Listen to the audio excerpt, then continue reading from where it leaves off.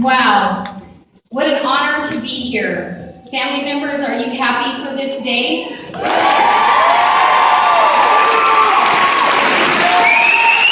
Graduates, a happy day, but yet a sad day as well, yes? Some of you agreed with that. You know, I have to tell you that a few months ago, first of all, it's my honor and my privilege and my pleasure to be here, and I am deeply grateful to the people who extended an invitation for me to share a few remarks.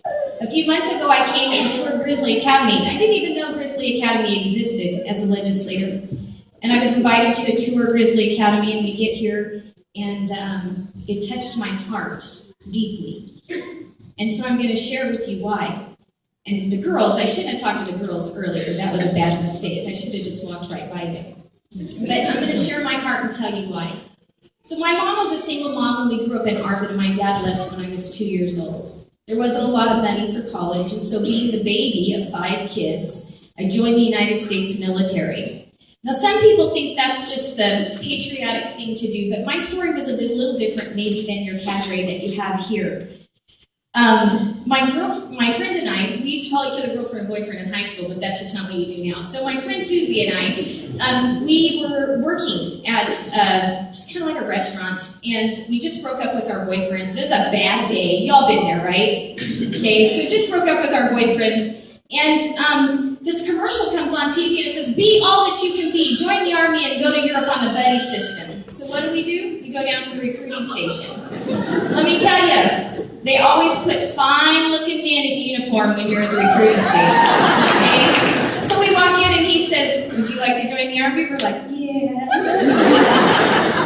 So I found myself in Fresno. Susie and I pinky swear that we're going to do this, and I find myself in Fresno swearing to defend the United States of America against all enemies, foreign and domestic. When I walk out, Susie's crying. It took me about 0.3 seconds to realize that this was probably not a good thing. So she said they wouldn't let her go, and so on the way back, the recruiter that drove us to Fresno, her and him, they're making plans for Saturday night, and I'm trying to figure out how to tell my mom I just joined the Army today. So I get home, in a table dinner conversation, I share that, but I can tell you that it was one of the most greatest experiences of my life. I can tell you that what started out as something that maybe wasn't exactly planned. When I was in Germany in 1989, the wall came down between East and West Berlin, and I had the privilege of being there, and I know what freedom really looks like to people who have lost it. It's amazing.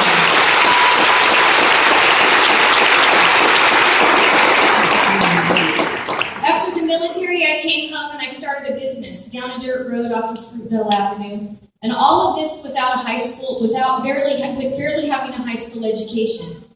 And the reason why I share this story and the story of my military career and being in business is because now I have a business that employs about 3,000 people a year, and I have in the real world, is like I say, the greatest opportunity is to give somebody a job. Then comes politics, and I have the privilege of representing 500,000 people in the state of California and voting the way they want me to vote. And I say all this to you because one day, when I was in high school, I won't be politically correct, I was a rotten kid. I really was. I was sitting where you are sitting now. Before I made decisions to join the military, I made some pretty bad decisions in my life. And it wasn't really good. But I can tell you that being in the military, like the decisions that all of you made to voluntarily come to Grizzly Academy, changed my life in the military, just like Grizzly Academy, I'm sure, has changed your life.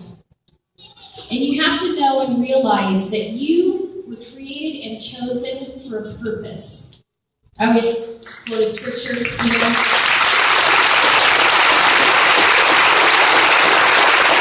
You're created in the image of Christ, set out to do the good things that He's already laid before you to do. And all of you at Grizzly Academy now, in class 31, you recognize that, or you wouldn't be here today.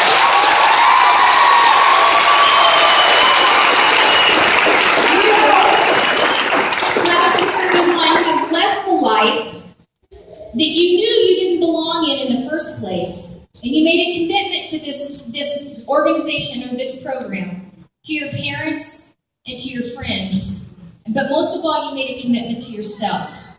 And what you learned here is what I learned in the military.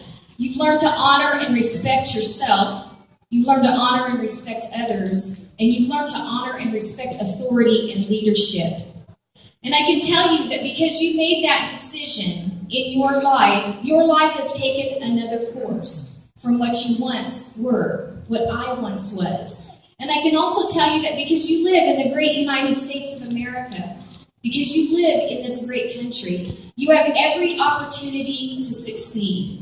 So because you've made the decision to be here and to stay here and to graduate today and be a part of this program, I challenge each of you to dream big. Dream big. Reach for the stars, because there is nothing at all that you cannot accomplish.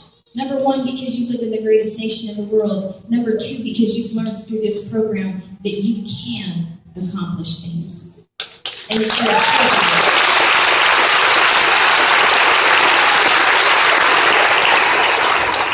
I tell you to dream big because God has big dreams and big plans for each one of you. And we as adults in this room need someone to pass the mantle to. And believe me, it would be my honor to pass my mantle to any one of you in this program. And so I ask for a special blessing on each one of you, that when you go back home, there's going to be things that you're going to have to face again. But when you go back home, you will be leaders in a different way. Leaders that will lead other students to a place where you're at, where there is respect and dignity for yourself and others. And I just challenge each one of you to pick up that mantle and charge ahead and be the person that you are called to be. Dream big. Dream big. And listen to what your cadre has told you over these last few months. Because you know what? When you first got here, you probably didn't believe in yourself, but I can tell you with the cadre that I've met on my tours at this Gizzly Academy, the cadre believed in you enough to make you believe in yourself until you had just enough. The cadre believed in you enough so that when you believed in yourself, you had enough belief on their shoulders that got you through some of the tough times. So your cadre deserves a huge round of applause.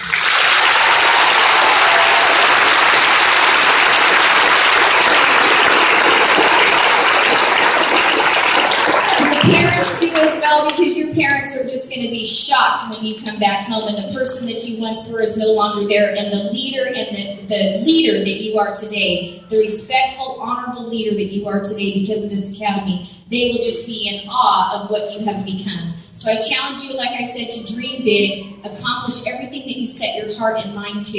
And you know what? When you have a problem or something, go to your quiet place, remember the things that you've learned here, and continue to succeed in life. God bless you, and thank you for letting me be here.